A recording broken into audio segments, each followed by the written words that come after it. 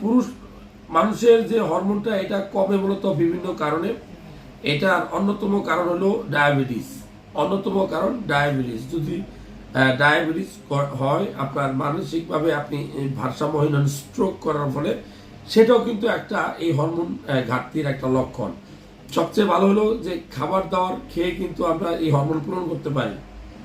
এত হতাশার মধ্যেও ইম্পর্টেন্ট কথা হলো যে খাবার দাবার খেয়ে আপনি খেয়েও কিন্তু আপনি এই হরমোনের পরিমাণটা আপনার শরীরে বাড়াতে পারেন, পরিমাণ মতো করতে পারেন। কারণ কি?